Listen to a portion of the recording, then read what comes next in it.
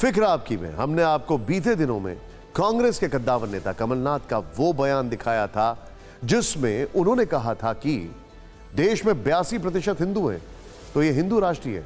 आज कांग्रेस के दूसरे दिग्गज दिग्विजय सिंह ने बयान दिया कि हिंदू राष्ट्र की बात करने वालों को अपना पद छोड़ देना चाहिए। ये पूरा सियासी गेम क्या है, ये हम आपको आगे बताएंगे। पहले सूबे में कांग्रेस के इन दो सबसे बड़े चेहरों को सुनिए।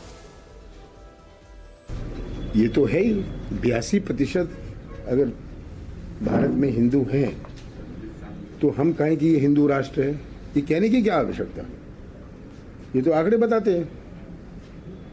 जो लोग भारतीय संविधान की शपथ लेकर आज पद पर बैठे हैं, प्रधानमंत्री, मुख्यमंत्री, अगर वो हिंदू राष्ट्र की बात करते हैं तो पहले उनको इस्तीफा देना चाहिए अपने पद से। सुना आपने, इन दोनों नेताओं की पार्टी एक है, राज्य एक है, कद भी बहुत बड़ा है, उम्र भी दोनों की 76 साल है और दोनों पूर्व मुख्यमंत्री हैं, लेकिन सुर अलग अलग है। तो सवाल यह है कि क्या हिंदुत्व के मुद्दे पर कांग्रेस कंफ्यूज हो गई है? कमलनाथ और दिग्विजय सिंह की राय अलग अलग क्यों है? क्या हिंदुत्व पर कमलनाथ और दिग्विजय ने अलग अलग राह पकड़ ली है? बल्कि एक और सवाल है, क्या किसी एक ने हिंदुत्व को पकड़ा है और दूसरे ने किसी और को, जिससे कि बैलेंस बरकरार रहे? मध्य प्रदेश में कुछ महीने में ही विधानसभा चुनाव होने हैं। बीजेपी और कांग्रेस दोनों पूरे दमखम के साथ मैदान में है। 2020 में सिंधिया की बगावत के चलते राज्य की सत्ता गंवाने वाली कांग्रेस इस बार कमलनाथ और दिग्विजय के भरोसे वापसी की राह तलाश रही है। दोनों गांधी परिवार के करीबी भी हैं। ऐसे में दिग्गी राजा जब बोले तो नया सियासी तूफान खड़ा कर गए। बड़ी गर्व से कहता हूं मैं हिंदू हूं।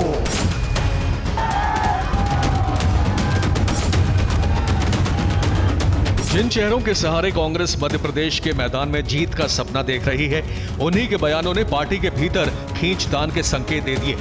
कमलनाथ न केवल हिंदू राष्ट्र का डंका खोलकर पीट रहे हैं, बल्कि छिंदवाड़ा में हिंदू राष्ट्र का नारा बुलंद करने वाले बाबा बागेश्वर का दरबार भी लगवा चुके हैं। और ये तो है ही 82% अगर भारत में हिंदू हैं तो हम कहें कि ये हिंदू राष्ट्र है, ये कहने की क्या आवश्यकता? ये तो आंकड़े बताते हैं। महाराज जी और मेरा संबंध हनुमान जी का संबंध है। मैं बड़े गर्व से कहता हूं मैं हिंदू हूं। दिग्विजय सिंह से कमलनाथ के हिंदू राष्ट्र के बारे में जब सवाल किया गया तो उन्होंने उनका बचाव करने की कोशिश की, लेकिन लगे हाथ प्रधानमंत्री का नाम लेकर जो कहा, दरअसल वही विवाद को हवा दे गया। हिंदुत्व का संविधान में कहीं उसका है क्या उल्लेख? नहीं है। फिर क्या दिक्कत है? सर तो फिर बीजेपी कह रही है कि आपने कमलनाथ पर निशाना साधा है, क्योंकि उन्होंने 72% तो उन्होंने क्या गलत कहा है? यहाँ इस देश में हिंदुओं की जनसंख्या जो है बताना कोई पाप है क्या?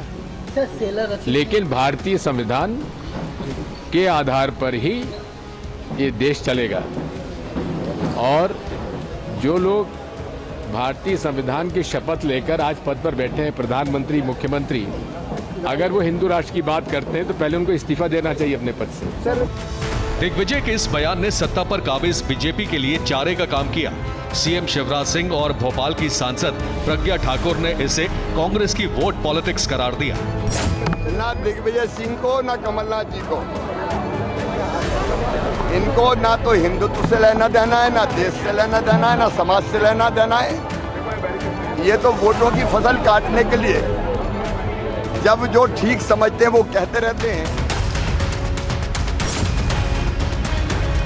सदैव से हिंदू विरोधी रहे। इन्होंने हिंदुत्व को आतंकवाद कहा, इन्होंने भगवा को आतंकवाद कहा, इन्होंने जो अब हिंदू राष्ट्र की बात कर रहे हैं, ये तो पता नहीं अजनबी लोग हैं भारत के लिए, क्योंकि ये सदैव पाकिस्तान या अन्य मुस्लिम देशों का समर्थन करते रहे। मध्य प्रदेश विधानसभा चुनाव में बीजेपी अपनी सत्ता को बरकरार रखने की जंग लड़ रही है, तो कांग्रेस वापसी के लिए बेताब है।